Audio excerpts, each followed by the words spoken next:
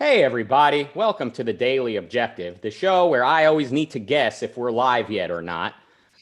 If we are, welcome to the show. And today we're going to be talking about football. Now, for those of you outside of that little place called the US, you know exactly what I mean by football. But to those of you in America, when we say football, we're talking about soccer. We're not talking about the game where the foot kicks the ball once every 35 minutes. Anyway, there was a recent event we're going to talk about, something that where football, a soccer/football game had a sort of gesture made in support of BLM, and the crowd sort of was not into it, I suppose, or from what I've heard. We're going to get into the details of what took place in a moment. You know, when I was a kid, I had a very startling experience at a soccer game. I went to a game in Jerusalem. This must have been around 1995. I hope this type of thing is a thing of the past. I went to a soccer game. The Israeli team were playing against the Bulgarians, and one of the Bulgarian players was a black gentleman. I guess African Bulgarian is the politically correct way to put it. And when he had the ball in his possession during the game, the crowd started taunting him with the sounds of, like, you know, sounds of an animal, sounds of a monkey. I could not believe this. Like, I was shocked that adults could do this. And from my understanding, this takes place in many non-American places in the world. I know America is supposed to be the capital of racism, but from what I've heard, sports games, this types of thing happens and has happened historically throughout the non-American world. But anyway, this took place. I could not believe this. I was, 8 or 9 years old. I was shocked, and I was asking people, like, how could this happen? Apparently, this was somewhat commonplace. And I know before someone gets at me saying, well, you say plenty of offensive things as a comedian. Well, I see a difference between having an entertainer say something outrageous that's clearly the joke is how outrageous it is. That, in my opinion, and maybe it's debatable, in my opinion, that is different than an arena full of grown adults taunting a soccer player, calling him an animal with no punchline. Anyway, then just a few months ago, sort of a follow-up to that event, I see probably one of the most respected men in music, Italia's very own Andreas Bocelli. He's performing at a British football game.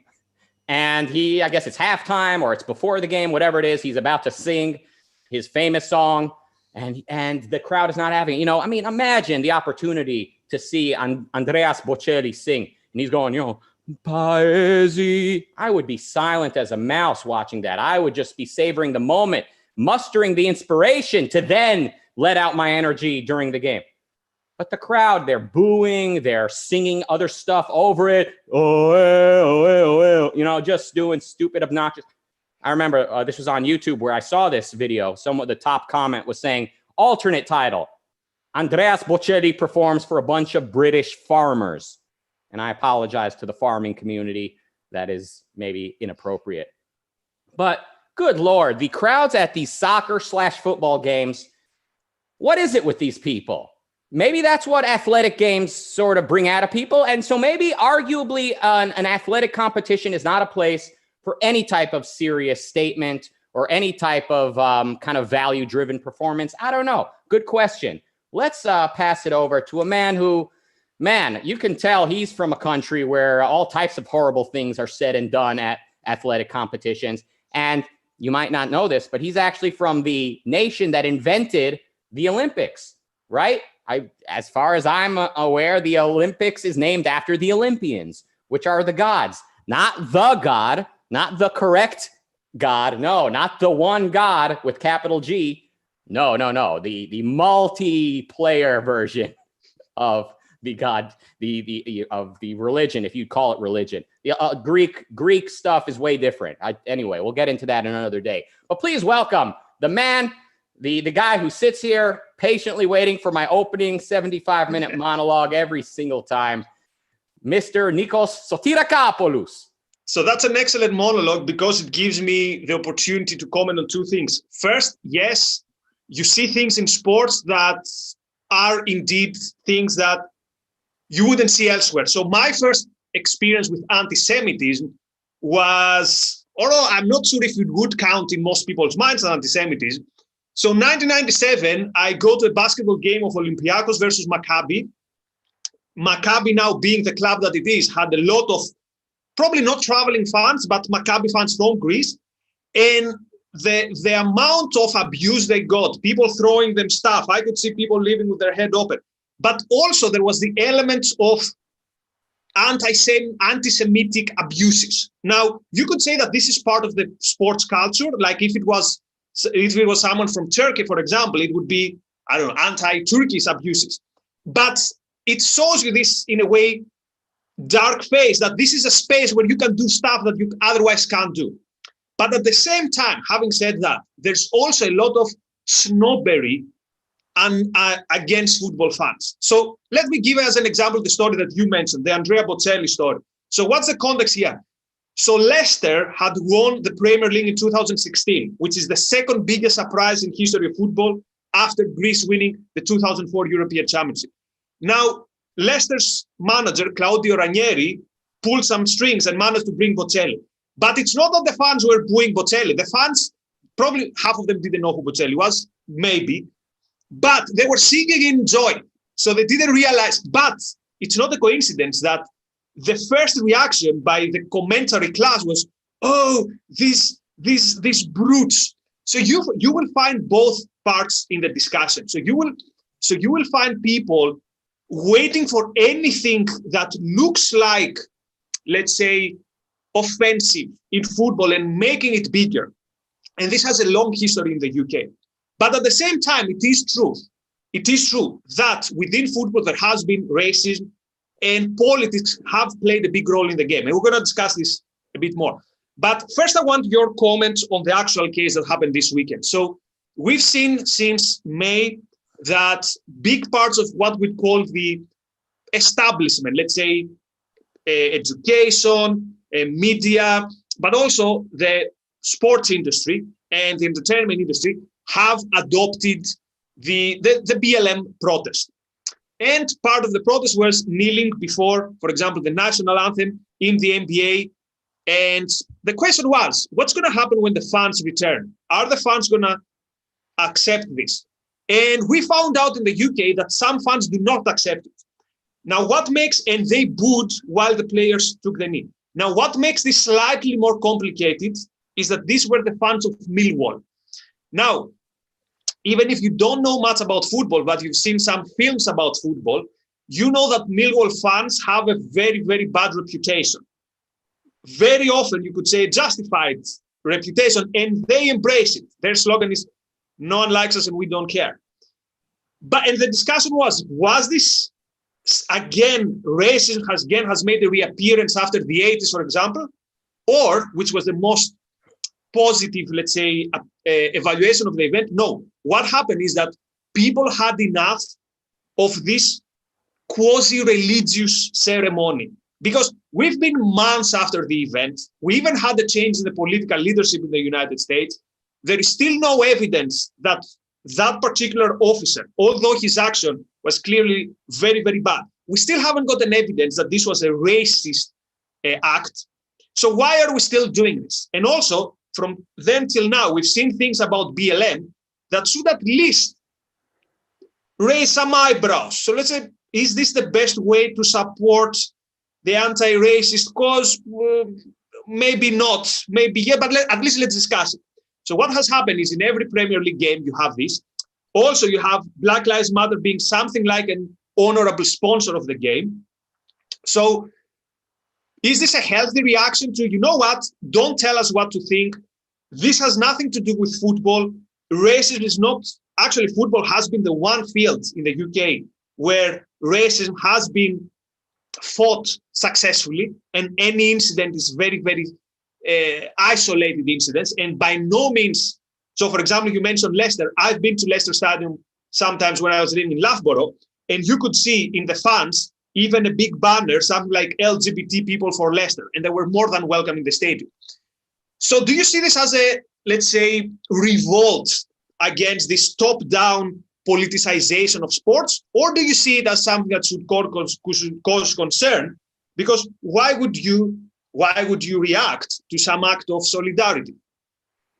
Good question. I mean, first of all, as much as, it might be disheartening at times to see rowdiness kind of going overboard at these games, it's not the end of the world when people are doing that in that sort of controlled environment where you're kind of there to let loose and all of that.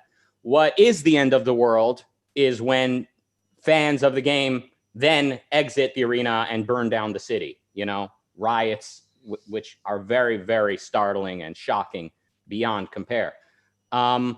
Now, I think, I think you're touching upon a good point that, like, it does feel like they're being spoken down to a lot of the times, especially when it's something as controversial as BLM. And, the phrase Black Lives Matter is not controversial. It's correct. What is controversial is, BLM TM, Black Lives Matter trademark, the official organization with the explicitly Marxist leadership and founders, with the and with the fact that that movement and people holding those signs have often been sort of seen in the same place as people causing violence and damage to property, which should become it should become a very relevant issue. Like when there is violence and when there is looting and rioting, that is now one of the issues that needs to be discussed. I would have liked to see a lot of signs at the BLM protest saying, don't loot, like find something that rhymes in a way that says like justice, not looting, justice, not fire burning, something like basically distancing themselves from that. I'll say this about the Israelis because I sort of, gave an unflattering description of something that took place there back when I was a kid. But when a certain Israeli guy, he committed an act of terror against the Arabs, like I think he went into a school and shot up some students. He did something very horrifying. Maybe he went into a mosque and shot up some people praying, whatever it was. The Israelis had their largest demonstration to date at that point against that action. So you can protest against something, like protesting to make a point. Razi is saying, is that Baruch Goldstein? It might be. I mean, why are you asking me, Razi? I should be asking you. But I think that is who we're talking about. The Israelis had their largest demonstration to date to distance themselves from that act, saying we don't stand for that. We only stand for self-defense, not for, civilians going into church, mosques or schools and shooting up people.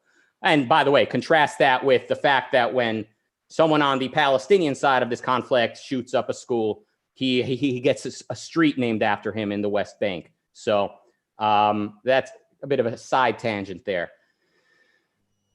We're talking about sports games and the fact that it's not a great place to bring up anything controversial. It's hard enough to get people to just chill and watch the game, but now to have something like as controversial as BLM or anything like that, it is sort of a recipe for disaster, and it does become kind of a gotcha game. Like, look how the crowd reacted. Okay, but was that really the best time and place to kind of bring that to their attention? And you don't know, are they booing against the idea of BLM? Are they booing against the violence that has been affiliated with the protests? So it's not the most honest and earnest reporting probably that's being done in affiliation. So I can definitely be prudent in my condemnation of the crowd. I am surprised to hear that about the Bocelli thing. I'm still a little apprehensive. I still see no reason to be rowdy when the voice of an angel is singing Paesi. But go ahead. By the way, he was singing Vincero, which was very fitting with Leicester having won the title. What a moment that was. Anyway, I don't know what you said, but go ahead. The name of the song and the occasion that he was singing, but he also sang Paesi. But go ahead. Isn't that another song? Yeah, anyway, he sang both songs. Do you want to argue about this, or should we talk about the topic? Okay, when we reach 100,000 subscribers, we're both gonna sing Vincero with one voice. That's not fair. You genetically are able to sing opera. That's not fair. Yeah. Dude, I'll tell you one thing. Even in football stadiums, when I sing like a chant, people turn back like, what's that? I have a horrible formula. All right, anyway, all right, we'll get there. Politics and football. Here's what I find very interesting with this case. So There has been a long history of politics in football. Some people even say that the triggering for the Yugoslavian civil war was the huge fights in a football game, which involved the future leader of the Croatian national team, Zvonimir Boban, or in basketball when Vlade Divac. Okay, most people won't know that, but there's politics entering football is nothing new. Think about, for example, Scotland and the Celtics versus Rangers rivalry. And there you had, for example, the intervention of the state saying to the fans that you're not allowed to sing, quote, sectarian songs. And I was part of a campaign against that because, again, the fact that you can sing something in a football stadium about, I don't know, IRA or the Pope dying or something, again, you have to see that this is a completely different context than promoting terrorism or something. Or think about, for example, Italy, when you have huge ideological divisions between teams. For example, you have Livorno, which is the town where the Italian Communist Party was founded, and the fans of Livorno show up always with the communist flags and stuff. And then you have Lazio, where you even have football players like Paolo Di Canio doing the fascist salute more than once towards the ultras. But here's the difference. Or another example that the world became accustomed to some years ago, when the Basques of Bilbao play with the Catalans of Barcelona in a cup final, before the game you have to play the national anthem. You cannot hear the national anthem from the booing because the Basques and the Catalans, many of them don't like, let's say, the reign of Spain. But here's the big difference. Whenever this happens, this is something that is related to the identity of these teams. So it relates to their history, it relates to these communities, and it's part of what team, let's say, stands for. Now, we could say this is tribalism, we could say this is bad, we could say this is good in some cases, because you might be standing for something good, but it's there. Here we have something completely different. Here we have, when fans are not even in the football stadium, someone saying, now this is going to be your identity. And actually, this is going to be the identity of everyone.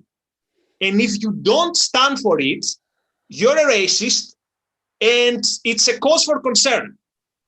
And of course, here's the hypocrisy. How are they going to solve the problem? So next time, they're not going to kneel. They're going to stand locking arms, the football players, in an act of solidarity against discrimination. Discrimination in football against exactly whom is not very clear to me. But it has reached the level, that's why I'll use again the phrase quasi-religious ceremony. We're not very sure why we're doing this. We're not very sure what it symbolizes, but we have to do it. And if we don't do it, something very bad is happening. So in a way, this is not a continuation of the political history of football. This is a top-down approach that says, no, forget what you people stand for. I'm going to tell you what you're going to stand for. And again, I'm going to bring the element of the suspicion towards football fans. So these mostly blokes who sing un-PC stuff, and in a society which is very PC, suddenly this area needs to be a bit policed a bit better, more social engineered a bit better. So everyone, at least in the UK, expects the football fans to be bad. 2016, when the European Champions happened, there was a video of some British fans in, which country was it? I think it was somewhere in France, but I'm not sure.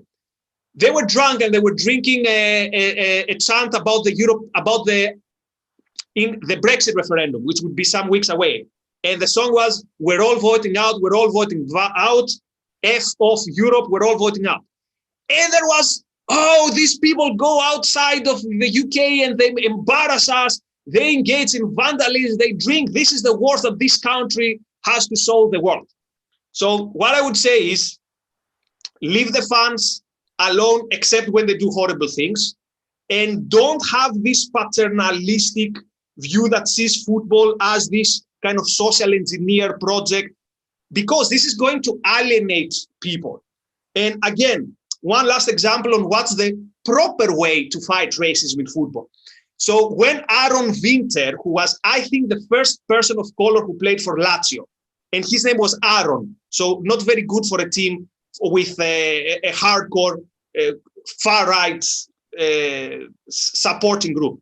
Why? Does that sound Jewish? What do you mean? Yeah. So they hated him for two reasons. So when he first went to Lazio, there were graffitis with horrible slurs. Throughout the years, the healthy part, let's say, of the Lazio fans not only made him to one of their most beloved players. I think at some point he was also the captain of Lazio. So we can also see football as this field where these prejudices is a way to overcome prejudices.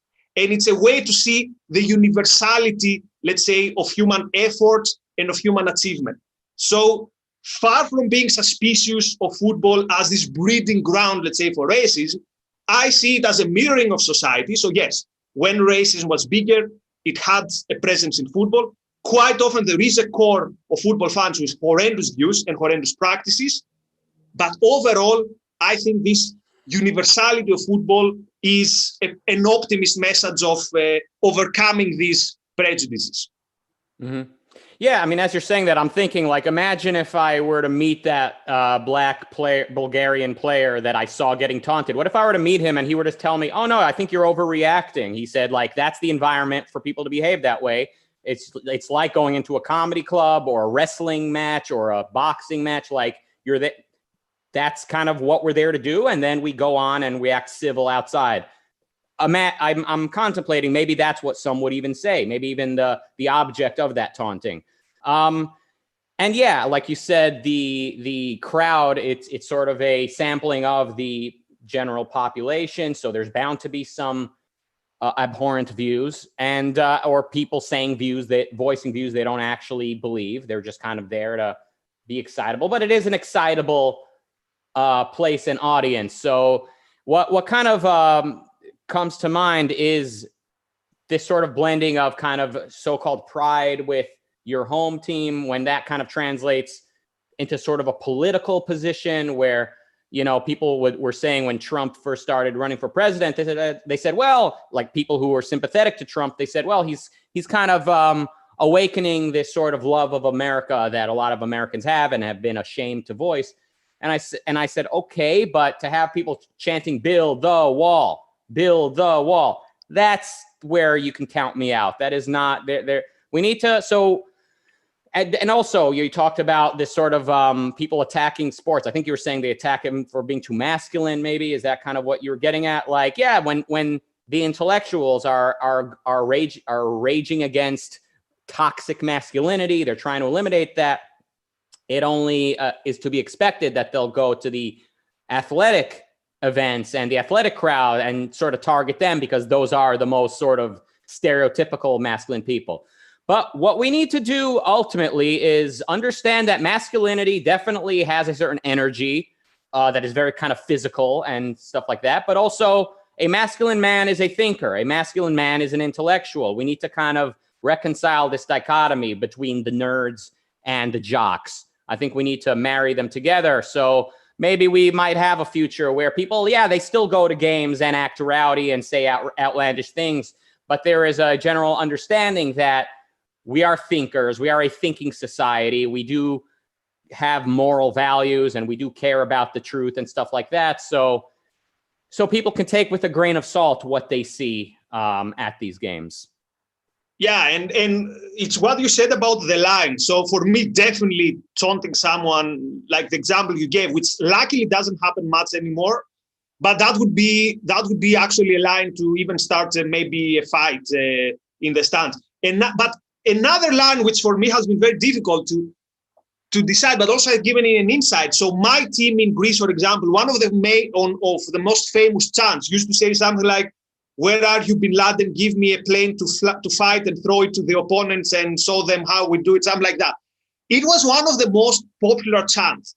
And so you could have like 15,000 people jumping up and down and singing. Now the question is, would these people actually endorse Bin Laden hijacking airplanes and doing crimes against humanity? The answer is no, but at what point does it become so disgusting that you say, okay, I don't have something to do with that? So that line is difficult. Again, the tribalism in football is very difficult to overcome. it has kind of a healthy element. So, for example, since I came to the UK, when I see a Greek team playing in Europe and doing well, it kind of feels a connection to my home. Like, you know, my father is watching it, my family is watching it, we're happy together. But where is the line between the healthy and the unhealthy tribalism in sports and football? It's very difficult. So it's probably for another episode. Yeah, it is. It is a topic of its own. What's good and what's not good about that type of thing. I see no problem with like a high school team or a college team rooting for their home team, or for a state or for a city rooting for their locals. The question is, whenever it comes to, here's my rule of thumb: whenever it comes to anything that looks like tribalism, whether it's your heritage or your geographic location, my question is, what happens when your personal values are at odds with this tribe?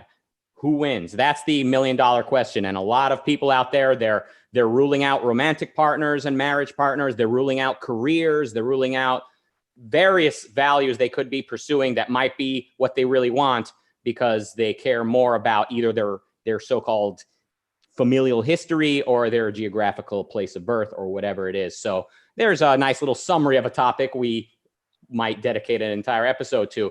By the way, thank you everyone for watching and for commenting. We do have a super chat special event happening on Thursday, I believe. I don't remember exactly what it was, but what do you remember what's happening? So yes, one of our members is matching up to £100 of super chats, which means you give 50, he gives 50. You give 1, he gives 1. You give 500, he gives 100. So that's what it means, a 100 baht. Anyway, yeah, thanks for watching. Please like and subscribe.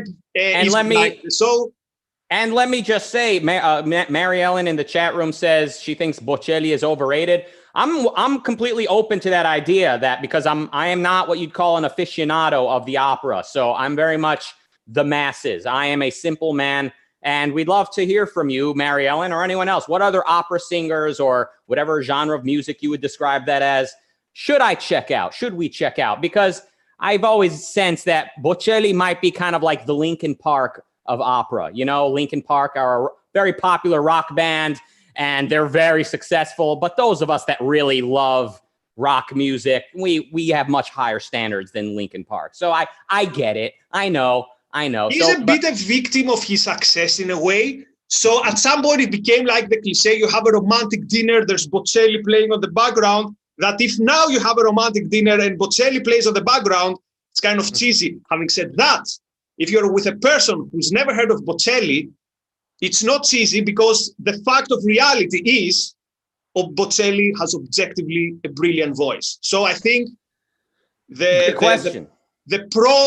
pro reality point of view is Bocelli is good. Having said that, I get the point. You know, what you're asking is precisely what I don't know. It's possible in my mind that Bocelli is overrated and that he is kind of the poor man's, you know, Michelangelo or whoever is it, like a truly great. Or it's possible that he's kind of actually he actually is as great as the accolades he gets. So that's why I'd like to hear from you, audience members. We got a lot of people in this audience that love art, that love music, but like the real stuff, the timeless stuff, not this modern noise that the kids are into. I think we're just about at the 30-minute mark, so maybe it's the time to end this 20-minute show now. What do you say? Yeah, and that's the beauty of having Rucka as your co-host. You start by preparing a show on football and you end up talking Bocelli. How beautiful is that? Thank you, Rucka. Integration. Thank you, everyone. Bye-bye. Paesi. Dude, he was singing Vincero. You're singing